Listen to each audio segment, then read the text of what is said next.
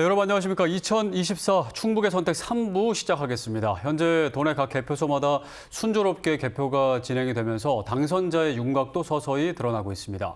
한편 주요 격전지는 박빙의 승부를 이어가고 있는데요. 3부에서는 각 선거구별 개표 현황과 주요 선거 캠프 분위기, 또 충북의 정치 지형이 어떻게 바뀔지 총선 판세 분석 이어가겠습니다. 네, 먼저 선거구별 개표 현황 먼저 살펴보겠습니다. 네, 청주 상당 보겠습니다. 민주당 이강일 후보가 51.9%, 국민의힘 서승우 후보가 45.8%로 이강일 후보가 앞서고 있습니다. 네, 다음은 청주 서원구입니다. 이광희 민주당 후보가 52.3%, 국민의힘 김진모 후보가 47.6%로 이광희 후보가 4.7%포인트 앞서고 있습니다. 네, 다음 청주 흥덕입니다. 개표 26.5%입니다. 민주당 이현희 후보가 54.4%로 12.4%포인트 앞서고 있습니다.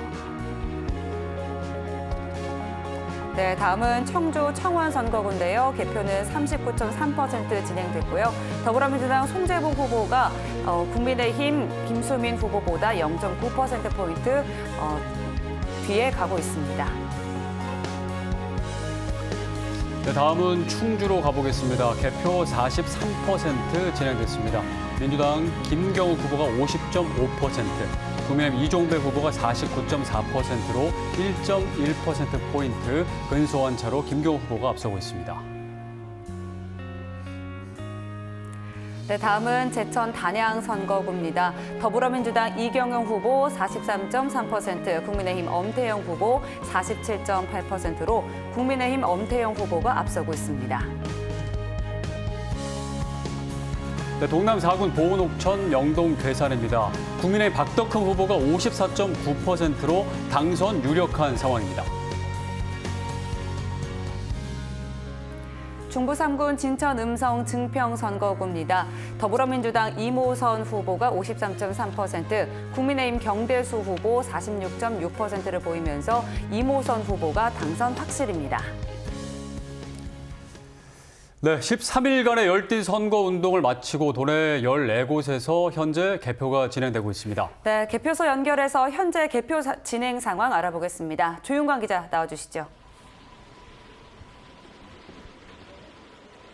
네, 저는 청주체육관에 나와 있습니다. 개표 요원들이 도착한 순서에 따라 투표함을 열어 개표 작업을 벌이고 있습니다. 도내에는 14곳에 개표소가 설치되어 있는데요. 큰 사고 없이 개표 작업이 순조롭게 진행되고 있습니다. 도내 8개 선거구의 개표율은 증평, 진천, 음성, 선거구 92% 등 선거구별로 차이를 보이고 있습니다. 앞선 방송 3사 출구 조사는 더불어민주당의 압승을 예측했는데요. 실제 득표율에 얼마나 근접할지에도 관심이 모아지고 있습니다. 이번 22대 총선에서는 30년 만에 수검표 절차가 도입됐는데요. 개표 결과는 지난 총선 때보다 2-3시간 정도 늦어질 것으로 보입니다. 출구 조사 결과가 0.4%와 0.8%포인트 차로 예측된 동남 4군과 충주는 끝까지 손에 땀을 쥐는 승부가 펼쳐질 전망입니다. 충북 선관위는 군 단위 선거구는 늦으면 밤 12시쯤, 청주권은 새벽 2시쯤, 비례대표는 새벽 4시는 돼야 개표 작업이 마무리될 것으로 전망했습니다. 지금까지 청주체육관 개표소에서 조윤광입니다. 이번에는 후보자 캠프로 가보겠습니다. 선거일이 다가올수록 초박빙 양상을 보였던 충주 선거구는 현재 김경욱 후보가 앞서고 있는데요. 네, 김경욱 후보 캠프에 나가 있는 안정원 기자 연결합니다. 안정원 기자 전해주시죠. 네, 저는 지금 더불어민주당 김경욱 후보 캠프에 나와 있습니다. 이곳 분위기는 개표가 시작된 이래 점점 고조된 분위기를 보이고 있는데요. 특히 저녁 9시를 전후해서 김경욱 후보의 득표율이 이종배 후보를 앞서기 시작하면서 기대감을 감추지 못하고 있습니다. 약 2시간이 지난 지금 역전된 득표 현황은 계속해서 유효한 상태입니다. 지금 시각 충주 선거구 개표율은 44%를 넘어선 가운데 더불어민주당 김경호 후보는 약 50.7%, 국민의힘 이종배 후보는 약 49.3% 득표율을 기록하고 있습니다. 하지만 아직도 남아있는 투표함이 많은 만큼 캠프에서는 일희일비하지 않고 신중함을 이어가는 분위기입니다. 더욱이 이곳 충주는 선거일에 임박해 후보들에게 예민한 사안들이 끊이지 않은 선거구이기도 했는데요. 각종 돌발 변수 속에 유권자들의 표심이 결국 어떤 선택을 내렸을지도 주목됩니다. 4년 만에 재대결로 만난 김경욱, 이종배 후보. 김 후보가 서력전에서 웃게 될지, 이 후보가 사선 도전에 성공할지 끝까지 지켜봐 주시기 바랍니다. 지금까지 더불어민주당 충주 선거구 김경욱 후보 캠프에서 CJB 안정은입니다. 네, 김병욱 캠프까지 연결했습니다. 이번에는 총선 판세 분석해 보도록 하겠습니다. 신용환 더불어민주당 중앙선대위 대변인, 충북도의회 국민의힘 원내대표 유상용 의원, 조상우 CJB 취재팀장과 계속해서 함께하겠습니다. 지금 개표가 계속 진행 중인데 지금 분위기 좀 아까와는 좀 다르게 보고 계실 수도 있고요. 어떻게 보고 계신지 궁금합니다. 네, 처음에 이제 그 전체 전국적인 판세에 있어서 사전 출구조사보다 뒤집어져서 국민의힘이 훨씬 더 높은 1등을 기록하고 민주당이 절반 정도로 처져 있다가 시간이 가면서 점점 역전해서 지금 올라오다 보니까 더 오히려 고무된 분위기로 가는 것 같고요. 네. 아마 이제 그중에 주요한 요인들은 사전 투표함을 언제 어느 시점에 개표를 하느냐. 아마 지역별로 사전 투표함이 먼저 도착해서 먼저 개표를 대부분이 할 텐데 지역별로 조금씩 다른 것 같습니다. 그리고 마지막에 관내 부재자 투표를 거의 대부분 마지막에 오픈을 하는데 대부분 지금 민주당이 유리한 지역 같은 경우는 관내 부재자 투표도 훨씬 더 큰 격차로 이기는 경우가 많았거든요. 네. 전통적으로. 그렇게 보면 뒤쪽에 가서는 결국 출구조사 표본 숫자가 크기 때문에 출구조사에 수렴하지 않을까라는 기대를 갖고 지켜보고 있습니다. 네. 유상용 의원께서는 네. 어떻게 보시나요? 지금 한 예로 들자면은 지금 중부 4군 같은 경우에 중부 3군이 아니라 보은옥청정동 남부 3군 4군 같은 경우는 네. 출구조사에서 그 0.4% 차이밖에 나지 않는다 그러는데 지금 거의 한 70% 가까운 그 개표가 진행이 된 거로 알고 있는데요. 지금 한 10% 가까운 차이가 지금 나고 있습니다. 네. 그래서 지금 좀 전에도 나왔듯이 그 유력하다, 박덕흠 의원님이 유력하다는 판단이 나올 정도로. 그 지금 출구조사의 샘플 수가 어느 정도였는지는 뭐 자세히는 모르겠지만은 좀 더 기대를 좀 충분히 해볼 만하지 않겠느냐. 특히 청원 같은 경우 한 12%가 넘는 차이로 처음에 출구조사가 나왔었는데 네. 지금 한 40% 가까운 개표율이 되면서도 지금 뭐 거의 박빙으로 가면서 또 거기서 1위를 또 차지할 정도로 박빙을 가고 있습니다. 그런데 청원 같은 경우 오창이 좀 흔히 저희들이 말하는 야세가 세다 이런 식으로 얘기가 됐었는데 네. 오창 것도 지금 개표가 지금 진행 중에 있다고 합니다.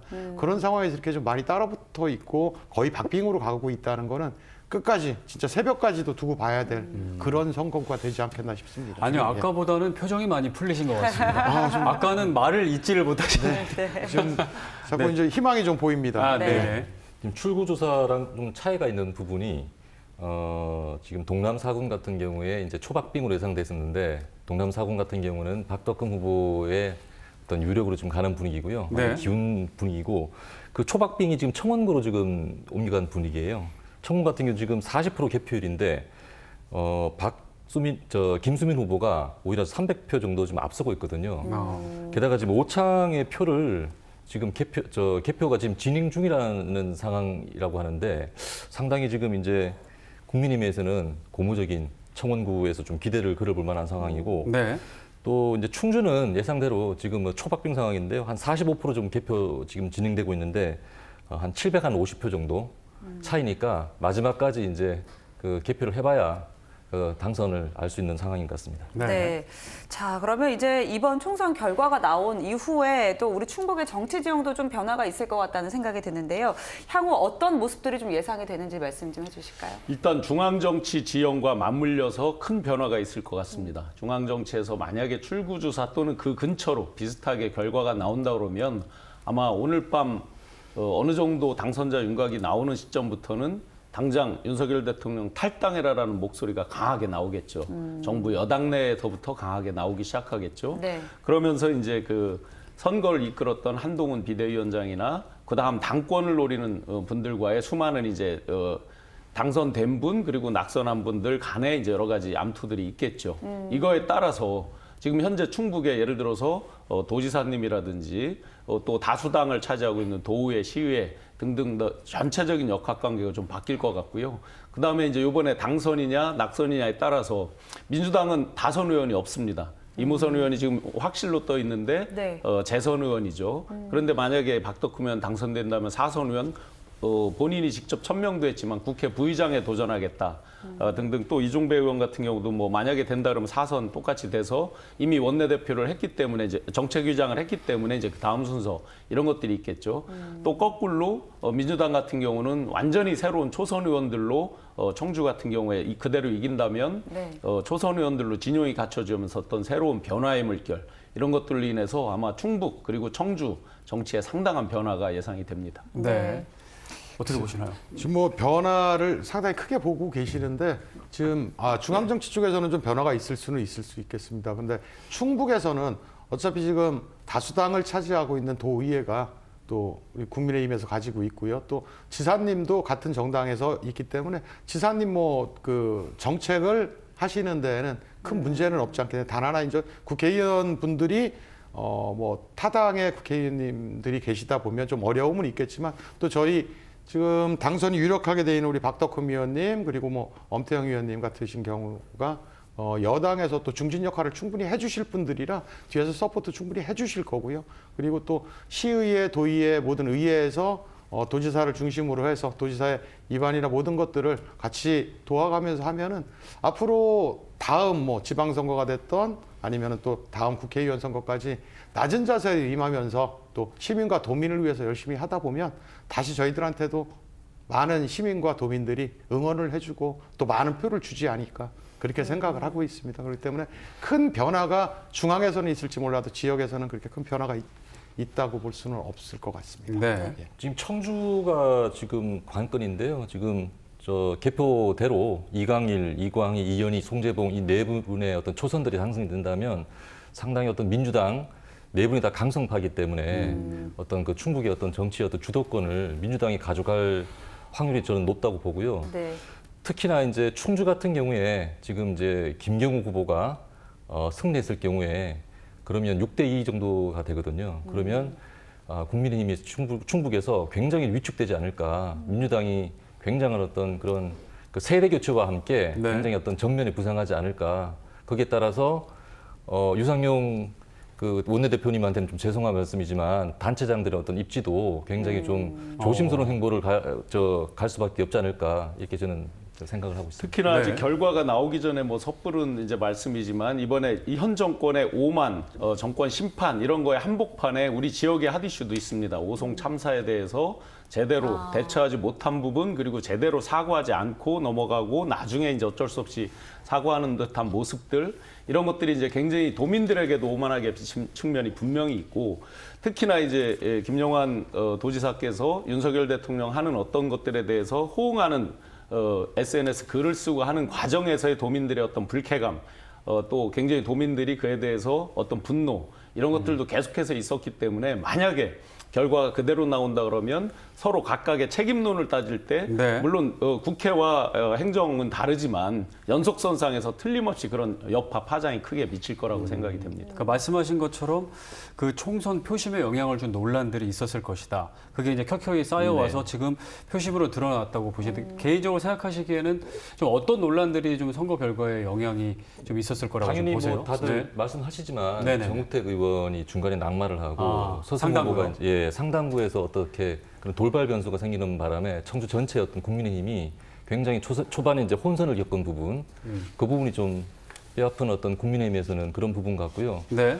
특히나 이제 그 전국적인 어떤 바람을 막기에는 그 이번에 국민의힘에서 나온 그 분들도 좀 역부족이 아니었나. 인물 개개인은 좀 강점이 있고 나름대로 어떤 그런 경쟁력이 앞선다고 얘기하지만 그 돌파하기에는 한계가 있었다 이렇게 봅니다. 네. 의원님. 저희들이 4년 전에도 180석 가까운 의석을 민주당에 뺏기면서도 국민의힘 열심히 버텨서 지방선거, 지사, 모든 지방의원들까지 저희들이 승리를 할 수 있는 그런 계기를 만들었었습니다. 그래 이번에도 혹시나 그 출구조사 그거에 관한 의석수가 만약에 민주당에 가고 해서 저희들이 참패를 하거나 할 경우에도 예전과 다름없이 당을 지켜왔던 사람들이 거의 10년, 20년째 우리 국민의힘을 지켜오신 분들이기 때문에 충분히 지사님, 시장님 모시고 충분히 행정 멋있게 할 수 있을 겁니다. 그리고 우리 시민들 실망시키지 않을 정도로 충분히 할 수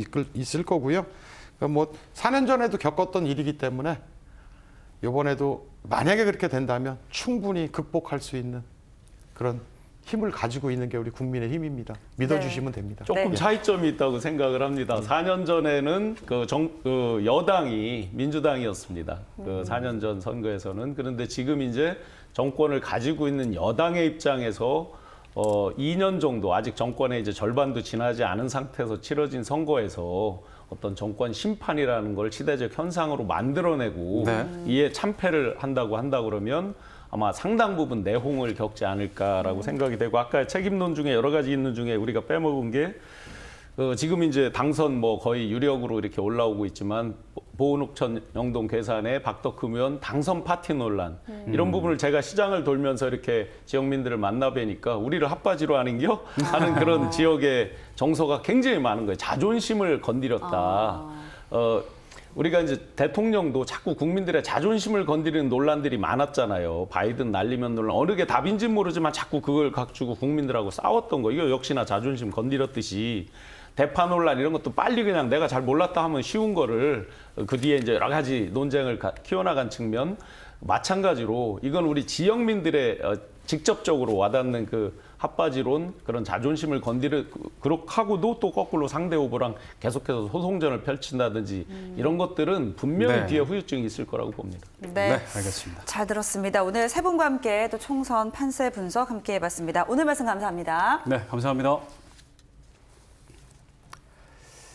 네, 지금까지 2024 충북의 선택 3부 함께 하셨습니다.